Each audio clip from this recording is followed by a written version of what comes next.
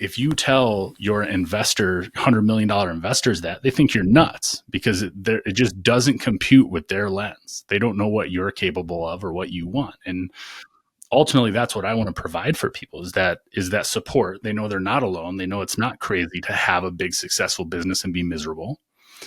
And where do I go from here? I want to give them that right next step.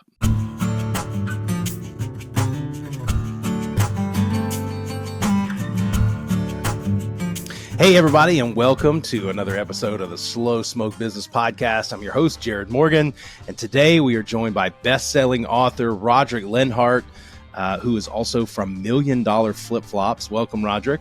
Hey, thanks for having me. This is great. It's good to have you here, man. We're doing some chicken on the grill today. If you follow the show, you know it is the most common thing that we do here on the show, the Alabama chicken, but we're not doing white sauce today. We're just gonna rub it and we're gonna smoke it. Let's get over there and take a look. Roger, do you ever grill out while you're talking all business? Is this a thing? All the time. North Carolina. All the time. We're making barbecue all the time over here.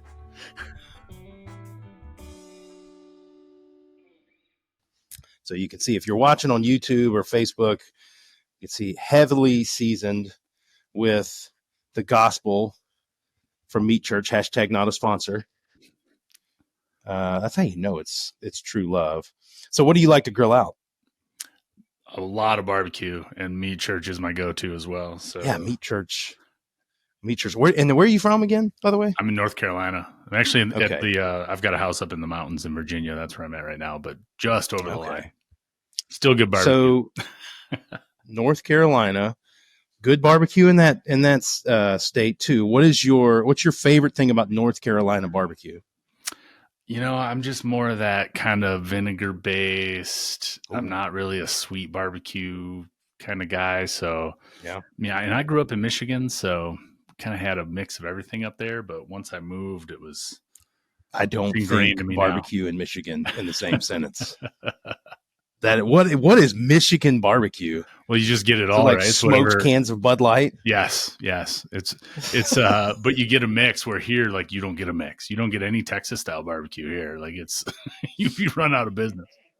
That's true. Nobody can do Texas barbecue like Texas. That's right. There is phenomenal barbecue here in Alabama, but no one can get close on brisket. I don't know what it is about the geography or whatever. But you just can't do it. Like you go into Texas and a random gas station will have incredible brisket, and some of the best barbecue joints in Alabama can't even get close. Yeah, 100%. I've got a live event coming up in Austin, first week in November, I guess second week in November, and I am looking so much forward to the food on that trip. Are you gonna go? You gonna go Franklin's? You gonna go Salt Lick? Oh man, I don't even know. know.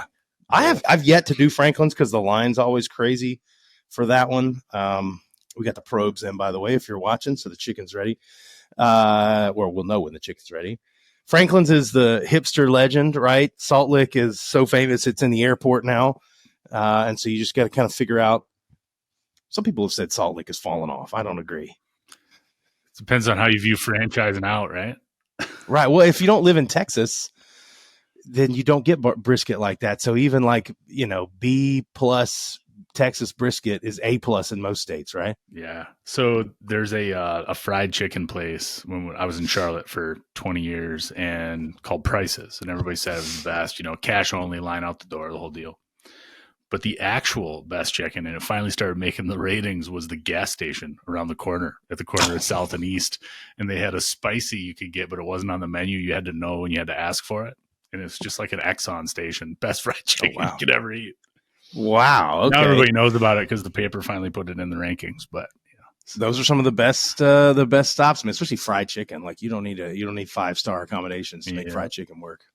So Rodric, best-selling author, the brains and the heart behind $1 Million Flip Flops. Tell us, what is $1 Million Flip Flops? Do you want the newspaper version or the? Well, how do I get a pair? The real version. My buddy. Give me the newspaper version, and then we'll probably surround the real version as we go. So give me the Reader's Digest. My buddies will make fun of me because I don't have expensive flip flops, and I'm like, that's why I have the money, man. Like, you're not paying attention. Long and short, lifelong entrepreneur, and was fortunate enough to, I've had all the ups and downs, zero, didn't grow up with much, 0 to 1 million, back to zero, back to millions.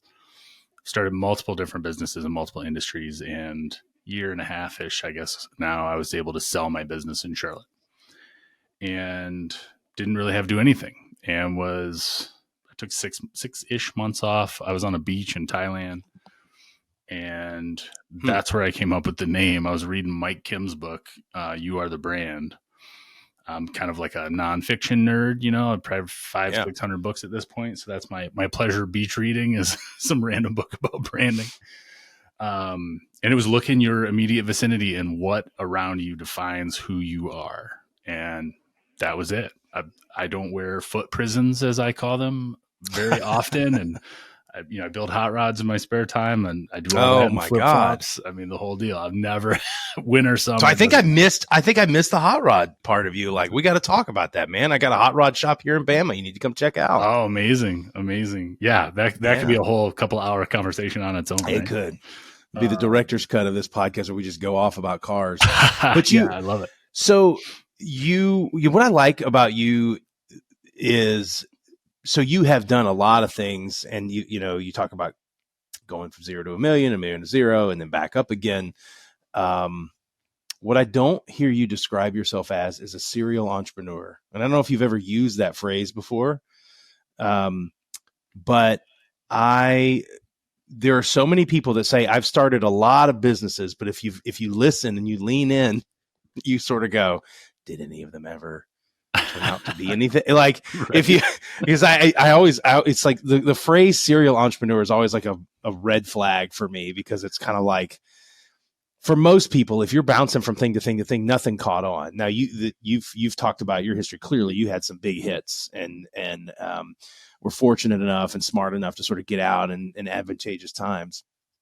But what I think I would love to dive into more with you today is, you talk a lot about building the life that you want, the days that you want, the goals that you want, and you do it through entrepreneurship. And you're kind of ruthless about that when you talk about how you set up your business. So was this always a goal for you to use entrepreneurship to build the life that you want, the way you want to run your days, the way you want to run your months and years?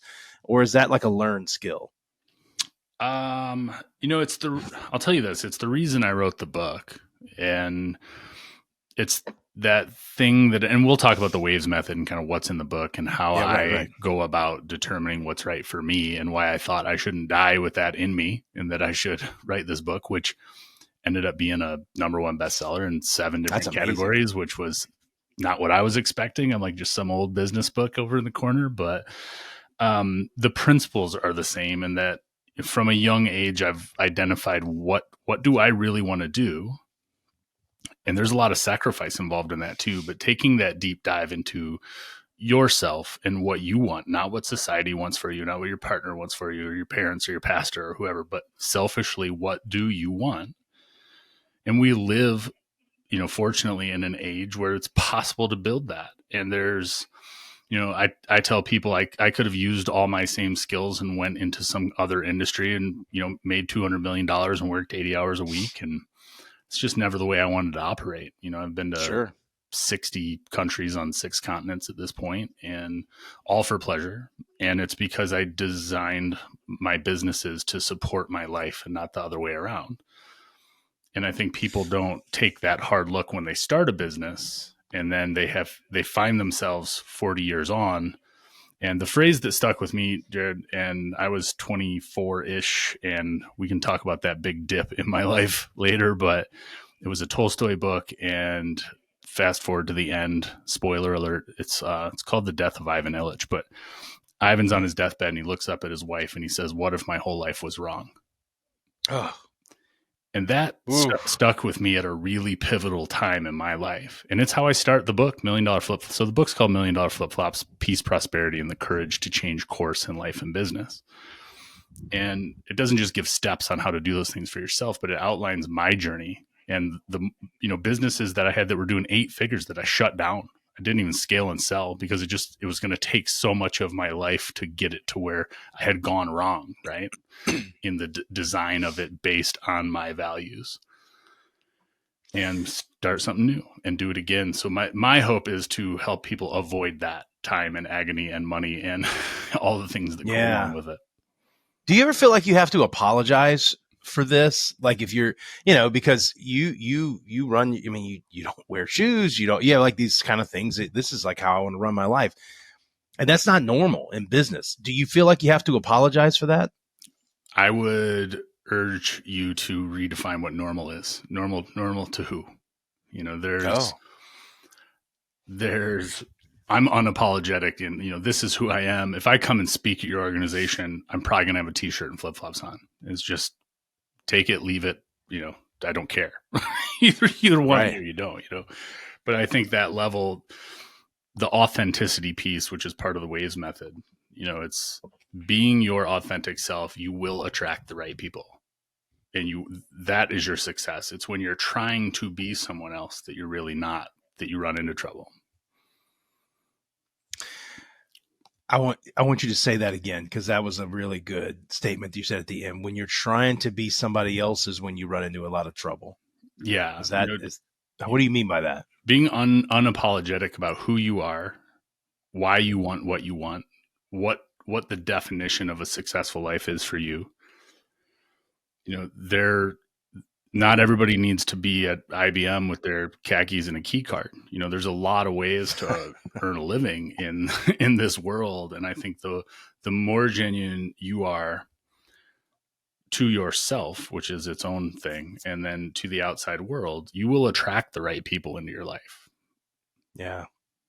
I think it's hard for a lot of people to take the first step in that direction, because I think most of us, myself included, even have found ourselves or either are finding ourselves in a situation where you don't feel like you have control of a big portion of your life. Right. And it wasn't that long ago where I certainly felt that, running a business, jumping on an airplane, going everywhere we need to go, putting out fires, trying to keep teams together, working with investor partners and everything else. And it gets, you get to a place where there's so much expected of you in the way you present yourself, or the way you show up, or the way you speak about something, or the cadence with which you sort of work through a problem, that you start wondering, like, who am I doing this for? Right. I heard you say when you talked about, I think it was when you talked about, you built a construction business, right? You built you're in the building industry. And so I got a little bit of a background in that industry too. And I can understand how the cadence of that industry can be just like early mornings, boom, crank, everything. You got to touch base on everything with everybody constantly, or the things get away from you. You said that you felt like you had built yourself a job and not a business. And I see lots of people with that problem, but I don't ever think I see people truly recognize it. And certainly people don't recognize that can be a pitfall on the way into some entrepreneurial journeys. What exactly was the catalyst for you realizing that you had built yourself a job and not a business? I think that business in particular, and let me tell you really quick what the Waves method is, because I'm going to reference it a lot in these different topics, but it's your why. So it's your passionate why you get up in the morning, other than a paycheck. I throw in the curveball. It can't involve money, power, or notoriety when you determine what that thing is to you. Authenticity, which we talked about, where you need to come at this from a really genuine place. It can't be for anyone else but you. Values, we take a deep dive into your values, and I'll give you an example. When you're not working with somebody from the outside, and whether it's a coach or, we have mastermind groups, we have all these different ways to get outside help. The example I will give you is, if you are a parent, you will put down family as one of your values, one of your top values. And it may not be, it's what you think society, what they're going to want to read me write down. And you don't have to have family as your number one value to be a good dad or be a good mom, right? So that's the example I like to use.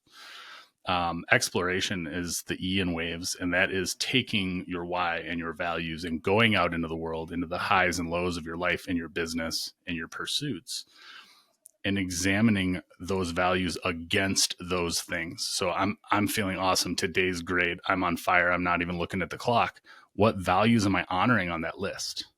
And then the day's shit, why am I doing this? What values am I not honoring on that list? And it's in that exploration that ultimately the S is your statement of purpose. And there's a big difference between your why and your statement of purpose. And what we find is that people, once they've run through the entire system, they will go back and start again with their why, with a different lens, with new clarity.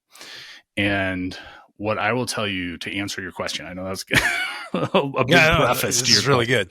But in the construction company where I had went wrong, and this all stems from when I was 23, 24 years old, and I took a job, which I consider a bad word around here. And it almost killed me, literally. I woke up every day with that sinking, is this all there is feeling, and had anxiety and depression and worse. And what you would find is that it didn't check off any of my values, but I was chasing the money.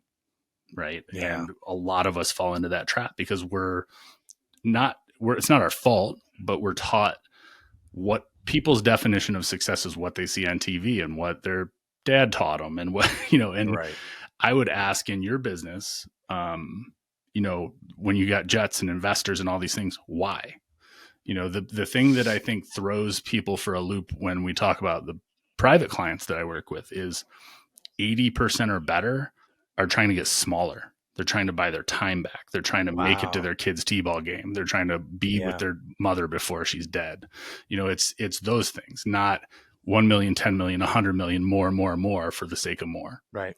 And that would describe succinctly where I went wrong in the construction company. I had falsely thought that I can hire people below me to take the pressure off, and then I won't have to get up early in the morning. I won't, they're handling those things, and I can eventually grow to where I can have enough people to get back to where I should have started in the first place.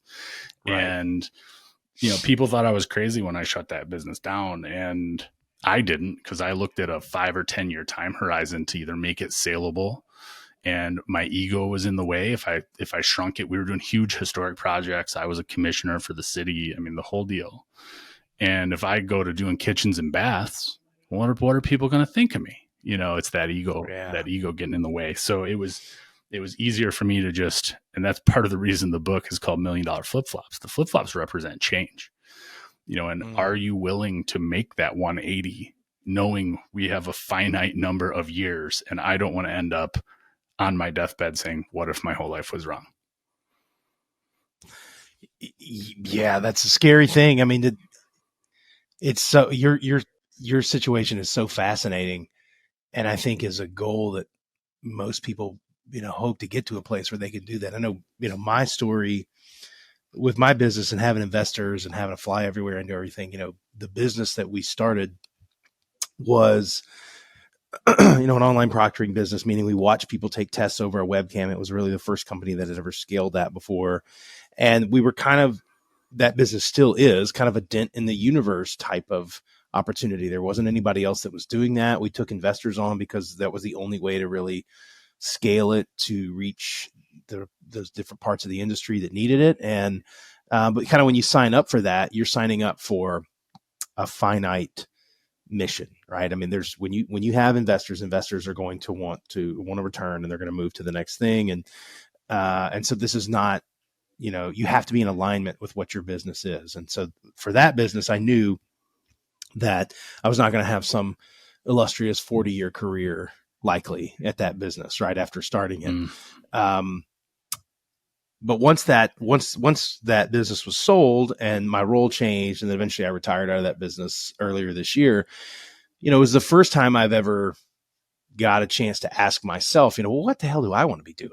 Right. I mean, when I'm 80 or 90 and I'm looking back on my 40s and my 50s, like, what did I spend my time on, and what did people say about me, and it was the first time in my life that I had ever really, really felt like I had total control over what that was. And I can't answer that for everybody on how to get to a place where you can start making those decisions. But I can tell you the weight that came off of my shoulders when I decided, I think I want to do a barbecue business podcast. And I think I want to start some businesses that are smaller and not necessarily tech businesses. Right. And I want to work with cars, and man, like that changed so much about who I was and how I saw the world. And I couldn't do that until I had what you're talking about, a waves moment, a kind of a $1 million flip-flops where I sort of took back control of where I found myself sailing. Mm-hmm. Yeah. It's, part of the reason I wrote the book, and I think you and I are probably both in a position where it's, I didn't really have to do anything. Like I really could have just done some woodworking, fiddled around with the hot rods. I've got rentals, et cetera. Just call it a life. But that's rot, right? I mean, like I think that's what people think that the journey is. If I just work for X amount of time, even people that are not in entrepreneurship, this antiquated notion of I'm going to work until I get the gold watch and then I'm never going to work again. And I'm going to sit on a beach and I'm going to sip, drinks. And fast forward your life to where you had all the money you could ever want. You would still have relationship problems. You would still have friends. You would still need to take care of your health. You would still need something to keep you mentally sharp. Sitting on the beach and drinking drinks, even if you had all the money in the world, is not possibly going to fill up more than 20% of your life. That's right. Right. It just can't. Right. And so what are you doing with the other 80%? And I think we have to get people to understand that you're not just working because you want to work hard enough so that you never have to work again. Maybe you want the safety and things like that. But the idea of like hanging things up and never working again, I think is a way for a person not to honor themselves, and also a way for the world to lose a lot of talent. Yeah, absolutely.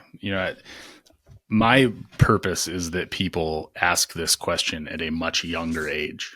I think you're forced to ask these questions when you're 80, 90. I think when you can ask it at 20 and 30, and I tell people I don't work with people typically that are under 7 or 8 figure businesses, and that they can be a $60,000 business as long as they're profitable. But the reason I put that qualifier in, my ideal client avatar in the coaching practice or for mastermind or any of the things is, somebody who is a successful 7 or 8 figure entrepreneur, but they're in transition. They don't have excitement for what they're doing anymore, and they don't know who to turn to. And because that's what I needed at that stage of my life. And that's what I want to provide for other entrepreneurs, because you can't trust your friends and family to have an unbiased opinion. You can't trust your business associates to have an unbiased opinion. Everybody, whether they mean to or not, clouds their opinion through your lens. And, I heard it in what you were saying about, kind of changing the smaller businesses you wanted to do and doing this podcast. If you tell your $100 million investors that, they think you're nuts, because it just doesn't compute with their lens. They don't know what you're capable of or what you want. And right. Ultimately, that's what I want to provide for people is that support. They know they're not alone. They know it's not crazy to have a big successful business and be miserable. And where do I go from here? I want to give them that right next step. So that's why when I didn't have to do anything, I chose to write the book that was the catalyst for all of these other things. Right. And we donate 100% of what we do. Other than my private coaching, if you buy anything from us, 100% of that profit goes to the foundation to send a student leader abroad, which is its own thing and its own legacy project and its own thing to keep my mind active and working and to inspire a whole other generation, So I think, it's such a broad thing. But it's when it comes down to, and I'll get back to why there's the qualifier, when it comes down to the money and what you said about being in the position to ask those questions, I don't know a way, and I don't know anyone else that's found a way of teaching someone. And I will use the proverbial 25-year-old hustle and grind entrepreneur, that money's not the answer. The only way I've found is that you have to earn enough, in quotes, enough, and then realize that if you have $1 million and you're miserable, you're going to be miserable at 10 million. It's not about the dollars. Money, I've said it many times, money makes you more of what you already are. That's it. It's a magnifier. If you're an asshole, you're going to be a bigger asshole. If you're paranoid, you're going to be mega paranoid. If you're generous, you'll be more generous. You know what I mean? If you're lazy, you'll probably be more lazy. So, I mean, I totally agree. That's a great way to think about money. Money is, there is an inflection point for people where you make enough where the conversation changes. And that inflection point's probably different for every person and probably different at different phases of life. Right. But at some point, another 10 grand a year is not going to move the needle like it did 5 years ago. Right. And at some point, another 50 grand a year, another 100 grand a year is not going to move the needle. And people, and it's hard to, you're right, because it's hard to talk to people like that, because even saying that out loud, I can hear the eyes rolling from people when you say that, because they're like, oh, let's talk about your Must caviar be nice, problems, bro. right? Yeah. But the truth is, like, at some point when you have the things that you need, right? And that's a whole nother conversation. You kind of got to figure out where that line is, right? And if you keep moving that line, you never feel satisfied. But once you kind of get to a place where you're like, yeah, I'm good, I've got some things I'm really comfortable with, then you start realizing, number one, nobody is more controlled by money than a broke person. I've said that a million times, and it's the truth. You know, people think the opposite is true, like that rich people or people that have a lot of money, billionaires or whatever, are just controlled by money. And it's the opposite. Nobody is controlled more by money by somebody who doesn't have much, because it's forcing them to do things with their life, their health, their day, their morning, everything. Right. But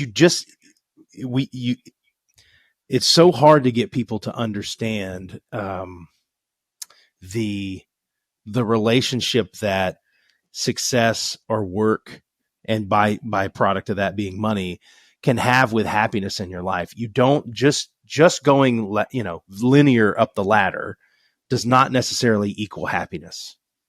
And I know some people that are substantially wealthier than I am, and they're miserable, right? They're just miserable people. And I just don't think that we get to the end of our life and point to a scoreboard and go, well, this guy had this many dollars and I had less, and therefore, like, it just doesn't work that way. Right. And the things in life that matter are not dollar associated. Yeah. If that makes sense. Absolutely makes sense. And once someone figures out how to teach the younger generation that, and the system is designed not to teach us that. And that could be its own conversation too, but yeah, it is. The education system and the way just industry and capitalism works. It is designed to make sure the people at the bottom don't get any bright ideas. Well, the economy needs workers, right? And so if you are, that's why most of the most successful people that you hear in stories, like they had a lot of, the very few valedictorians are like earth-shattering entrepreneurs, right? Yeah. Valedictorians make great chief operating officers. Exactly. You know what I mean? Like, you know what I mean? And there's nothing wrong with that. Like, the world needs that, and you can have a great life following that path. But, like, the message to the people that feel like a little bit of a misfit. I know I used to always, like, when I was younger in high school and stuff, I would be sort of embarrassed by my ambition. Like, I wouldn't like to tell people that I wanted to start a business or be an entrepreneur or whatever. Cause that, my mom used to say, well, for a lot of people, entrepreneur is a euphemism for unemployed. Right.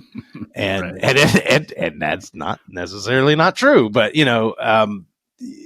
have to be comfortable being a little different, because the average person is miserable, right? The average person is overweight and in a ton of debt and works a job they hate and probably needs to go to marriage counseling. And, like, there's all these things and so if you try to be normal, like, normal is going to lead you to a place that is probably not great. The people that generally have it together, there's elements about their personality and their life that are not normal. That's why they're getting not normal results.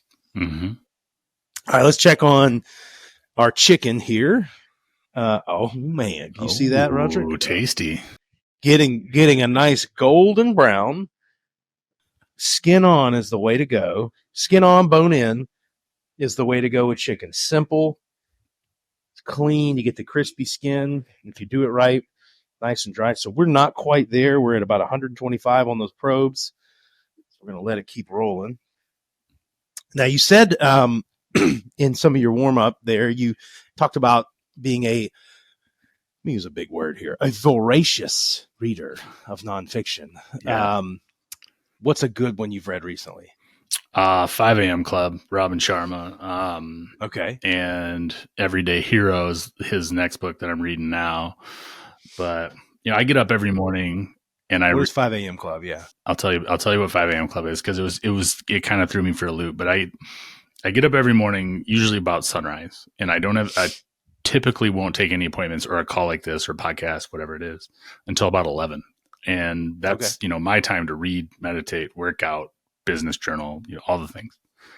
So I get to read a lot because it's when the world is most quiet, right? I get that time in for myself. Yeah. But 5 a.m. Club, Nicole, my girl, got for me, I don't know, a month or so ago. And it was very synchronistic, where 2 other people had mentioned that book in the same week. She didn't know.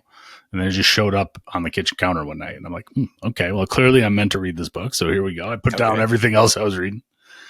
I'm that guy that's usually got 10 books going at once, with notes on everything. But 5 a.m. Club is about, it's written in a story format of this billionaire who is basically imparting his wisdom on these 2 strangers that he meets at a workshop. And it was a really unique way. It was tough to read the first 10, 15 pages, because you're like, wait, I'm not a fiction guy. This is very much a fiction kind of read. But once we got into it, it made a lot of sense. And it allowed him to give a lot of points in the book and a lot of quotes. And because of this eccentric billionaire saying it, it's not Robin Sharma saying it. So I was like, man, maybe for book 2, that's what I'm going to do, Yeah, listen, I didn't say it. Crazy character said exactly. It, right? Like, it gives you so much artistic license, right? When it's not coming out of your mouth. So, but it was interesting that book, just in general, because it really is about that golden hour. He has a lot of principles and methods and structures to the way he does it, but it's more or less, get up, feed your mind with positive things, feed your body with positive things, and then start your day. And I think it speaks to what we were just talking about, where, those same people that are miserable all the time probably go home and watch 5 hours of the news, and then they eat a bunch of shit food. and then they wonder why the news is sponsored by antidepressants. And it's like, man, garbage in, garbage out, so if people were a little more cautious about what they let into their mind, they would have a different outlook on things. Have you read Discipline is Destiny by Ryan Holiday? No. Okay, so highly recommend. Ryan Holiday, great. Honestly, probably one of the great thinkers on the internet right now. Studies the Stoics and some of the great minds of history, but particularly the Stoics, right? And one of the things that book talks a lot about is, like Marcus Aurelius and some of these greats in history, really focus on the things that they can control. And so I was kind of struck by what you just said about miserable people go home and watch 5 hours of the news. Like, yeah, I have relatives who are up in age and are essentially homebound, and they do nothing but consume 24-hour news cycles all day, every day. And I just want to put my arm around them and say, what good does this do for you? You cannot change this. You don't leave your house, right? And so who is the Speaker of the House, or what war is going on in the Middle East? Like, yes, you should be informed, but to base your personality on something like that, or to decide what kind of day you're having, and it's not just news. I live in Alabama, man. People base their entire summer around how they think the football team's going to do this fall, right? And I've seen guys look, the joke in my friend group is every time we see Alabama lose, like, there's a 50-50 shot that we see a murder in the news, right? And that's not, maybe 25-75, but it's not uncommon.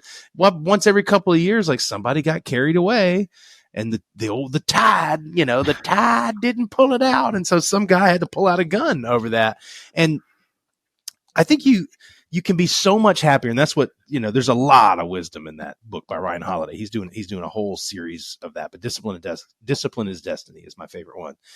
And it just really hones in on the fact that like successful people and happy people, and this is like a stoicism mindset, are obsessed with the things that they can control. And then the things that they don't control, they just let it go. If I don't control it, like I'm not going to spend a second worrying about something I don't control. That's and right. I think that's probably aspirational more than it is like an actual reflection of how they truly are. But what a great way to think about navigating the world. There's an old, I used to read a ton of Deepak Chopra and Rumi and a lot of that, but I don't remember who the monk was that said it, but it was, if there's something in my life I can't control, there's no sense in worrying about it. And if there's something in my life I can control, there's no sense in worrying about it. So why am I worrying about anything? Yeah, because you can control it. That's a great, That's a great, I've talked to people before where you worry. What is it? Somebody, I'm butchering this, but somebody said worry is feeling pain from a punch that hasn't hit you yet. One of my favorites, and it's in my book. I quoted it. It's a Mark Twain quote, and it says, "I've been through a lot of terrible things in my life, some of which actually happened." It's true, right? I mean, you just how much, and this is I'm like preaching to myself here because I'm the world's worst about this. Like I've been a worrier my whole life, but the more I realize I can control some of those things and let go the things I can't control, man, the happier I am. I think everybody is, right? I don't. We could turn this podcast into Barbecue Buddha. We're going. Maybe that's what I'll name mine. Working title. Yeah. Barbecue Buddha. So this has been an awesome chat. And before we get out of that though, I'd like for to kind of have some advice coming from you to people that are listening. Cause I think I've already got like a bunch of friends in my head that I'm going to say like, you better check this episode out because there are a bunch of people that I think could benefit from the waves method and thinking about things from kind of $1 million flip-flop mindset. But if you were talking to somebody that found themselves at a point in their life where they're like, I am not in control. I don't like my life. I don't like what I'm doing. What is the first step they should take towards changing that? Other than buy the book? They've bought the book and they've read about the waves method, and I do. You should go buy the book. It's great. But what is the first like action step they should take after they've done a little bit of self-reflection? It sounds counterintuitive, but it's finding a group of people who are where you want to be. I always say, don't take relationship advice from the single person, your single friend. Oof. Don't take money advice from your poor buddy at the bar. Like, you have to take advice from people who are where you want to be in any area of life. It doesn't matter what it is. And I think finding, I've got a very specific niche of people that I work with. It's that 7-8 figure entrepreneur, wakes up every day. There has to be more than this. I don't know where to go. That's a very specific person. And what we offer is not just the waves method and some of the one-on-one support, et cetera, but it's the community and it's the mastermind group. And there's, kind of an ascension model to that, and what that looks like. But I think we go wrong asking, certainly when you're doing deep dive work on yourself. And I've got a tool called Waves 360. It's free. It's just one of the resources on the website, but it's basically a way to vet your friends and family without them knowing. And so that who in your group is actually serving your best interest. Whoa. Okay. Like, give me a little nugget on that. Like, what is one of the things that you do to find that out? Well, in the most simple form, you're asking the 15 people that you would go to for advice. And it's very rare that friends or family give you good advice for a variety of reasons that may or may not be in their control. But you take this form and you either email it, you first ask them, say it's via email. hey, I'm doing some work. I'm reading this book. I need to send this form out to 15 people. Can you help me out? That's the first layer, man. Like there's going to be people who will not take 4 minutes out of their day to help you out and do some personal development work. Goodbye. Like those are not people that are in your corner, Great so, point. and it goes on from there. But, and if you go to the website, it's milliondollarflipflops.com is the website, but there's, it's in the resources tab there. You can go grab it. But, things like that, where it's just it's the people equivalent of not watching the news. If you surround yourself with negative, low energy, low possibility people, you're going to have a negative, low energy, low possibility life. Yeah.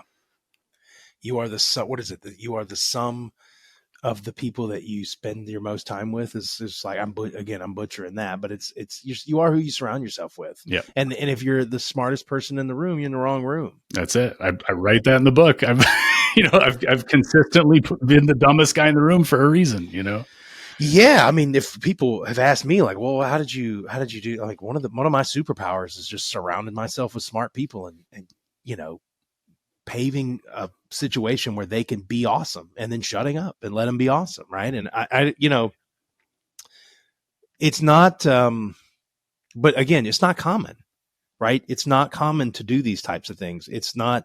You tell this to a kid that's just out of college, and they're kind of like, huh? Mm-hmm. Because the whole thing they've been taught from high school and through college and everything is how to like be the sturdiest cog in the wheel, not how to build another wheel. There right? you go. Nailed it. I love that analogy. I love that analogy. It just doesn't, like, if that's what you want out of life, there's absolutely nothing wrong with that. You can build a great, happy life. If that's the way you want to do it. But I bet if you're listening to this podcast, there's a good chance that that's not what you want out of life. Right. And those are my people. And those are the ones that we're always talking to. That person is fine. Just don't complain about the way I live my life. That, we just found out Hormozy, I'm sure you follow Alex Hormozy, but he's doing our keynote in 2 weeks. So I get to be in a room with the guy for an hour, which is mind blowing in and of itself. But he put up a post yesterday, or it might have been this morning even, that was, if your friends say, oh, that must be nice about your success, they're not your friends. Ooh.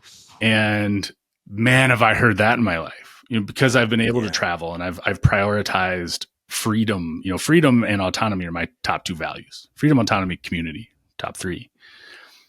I want to be able to see the world. I've always wanted to be able to see the world. That's in the foundation. That's what I want for these 12 and 13-year-olds, that are maybe less fortunate, for them to see the world, because I think there's things you can only learn when you leave, certainly your neighborhood, your state, but this country.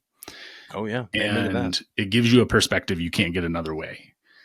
And all the time, oh, well, it must be nice to travel. Like, yeah, it is. It was nice to spend 20 years identifying what I want out of my life, risking everything multiple times, and building a scenario where I am able to travel. Yes, that is nice. Thank you for noticing.